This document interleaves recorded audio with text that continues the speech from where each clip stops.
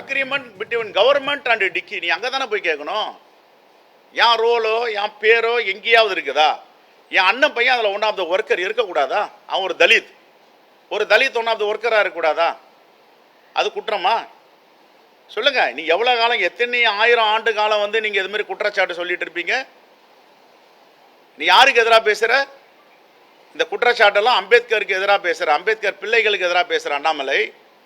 ஒழுங்காக படிச்சுட்டு பேசு. இப்போ நான் கேட்குறேன், ஒரு ஆவணப்படம் ஒன்று போட்டு காட்டுறேன். மோடி பேசியிருக்கார், இந்த டிக்கி இல்லை என்றால் இந்த நாட்டில் என்டர்பிரைனரே கிடையாது, தலித் மக்கள் எல்லாம் இன்னும் பின்னோக்கியே இருந்திருப்பாங்க. இவங்களுடைய பணி என்பது உலகத்தில் மிகப்பெரிய பணி. அவருடைய ஓன் ஃப்ளைட்டில் இவங்களெல்லாம் வெளிநாட்டு கூட்டு போகிறார். இந்தியாவில் மட்டும் இல்லை, அமெரிக்காவில் பிளாக் சேம்பர் ஆஃப் காமர்ஸ் உருவாக்குறாங்க. பாராட்டு தெரிவிக்கிறார். இந்தியா அமெரிக்காவுக்கு வழிகாட்டுதுன்றார். என்னங்க பேச்சு இது அண்ணாமலை பேசுறது? இப்போ இந்த டிக்கியை பற்றி பேசுவார், கேளுங்க.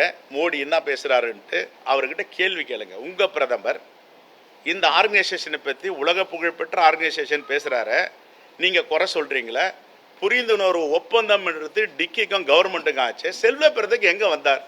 என் கட்சிக்காரங்க வண்டி வாங்கிட்டாங்க, என் கட்சிக்காரங்க வண்டி வாங்கிட்டாங்கன்னா என் கட்சிக்காரங்க யாரும் வண்டி வாங்கியிருக்காங்க சொல்லுங்கள். ஒன்று. ரெண்டாவது, ஒரு தலித்துக்கு கொடுக்கணும், அதுதான் கிரிட்டேரியா.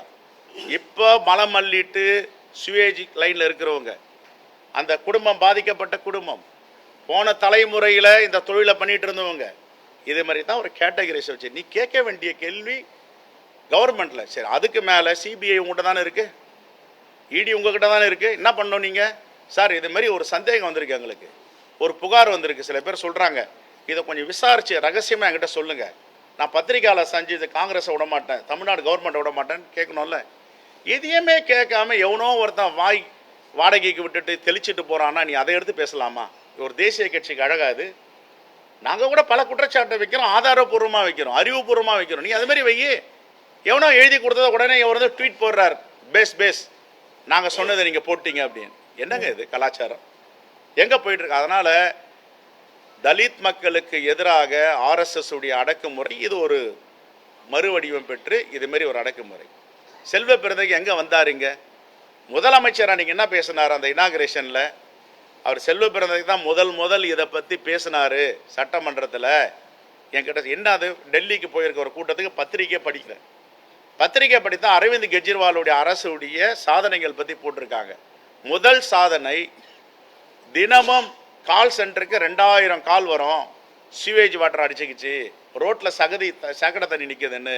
இப்போ 1 வருஷமாக வர்றதில்லை. இதுதான் எங்கள் சாதனை.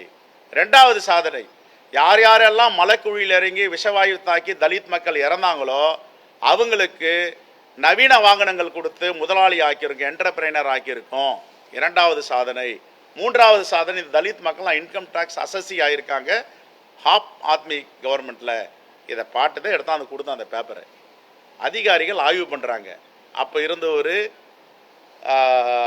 சீஃப் செக்ரட்டரி, அப்போ மாஸ் செக்ரட்டரியாக இருந்தவர் ரவி மீனா, இவங்கெல்லாம் போகிறாங்க. போயிட்டு ஆய்வு பண்ணி 3 கவர்மெண்ட்டில் ஆய்வு பண்ணி எங்கெங்கே இது எப்படி நடக்குது, சக்ஸஸ் ரேட் என்ன அப்படின்றத பார்த்துட்டு வந்து புதுமையாக பண்ணியிருக்காங்க. இப்போ இந்த வண்டிகள் எங்கெங்கோ ஜட்ராடு வச்சு அட்வான்ஸ் வண்டிங்க ஓடிட்டுருக்கோ அங்கே சகதிகள் இருக்கா, ரோடு நிறைஞ்சிருக்கா, போய் பார்க்க சொல்லுங்கள் அண்ணாமலையை. இது சக்ஸஸ்ஃபுல் ப்ராஜெக்ட், மாடல் ப்ராஜெக்ட் அது. இது உடனே எப்படி இதில் ஊழல் நடக்கும்? கவர்மெண்ட் வாங்குறாங்க, கவர்மெண்ட்டு கொடுக்குறாங்க, கவர்மெண்ட்டுக்கு அவங்களுக்கும் புரிந்துணர்வு ஒப்பந்தம். இன்னும் சொல்ல போனால் இந்த மக்கள்லாம் 3 மாதமாக வேலை பார்த்துருக்காங்க, அந்த பில் ப்ராசஸ் பண்ணுறதுக்கு தெரியல, இப்போ தான் பண்ணிகிட்டு இருக்காங்க. நிலுவைத் தொகை இருக்குது, இப்போ பணம் கொடுத்தா தான் டியூ கட்ட போகிறாங்க. இப்படி ஒரு நல்ல முதலமைச்சர் கொண்டு வந்த திட்டத்தை கொச்சைப்படுத்துறதுக்கு எத்தனை அசுரத்தை எடுப்பீங்க, எத்தனை ஆயுதத்தை எடுப்பீங்க? இதெல்லாம் அவமானமாக இல்லை உங்களுக்கு? அசிங்கமாக இல்லை? எவ்வளோ காலம் அந்த மக்களுக்கு எதிராக போராடுவீங்க நீங்கள்? எவ்வளவு காலம் இந்த மக்கள் கொஞ்சம் அப்படி பேசிட்டா உங்களுக்கு பிடிக்க மாட்டேன்னுது, நல்லா வெள்ளையஞ்சலியமாக துணி போட்டால் பிடிக்க மாட்டேன்னுது.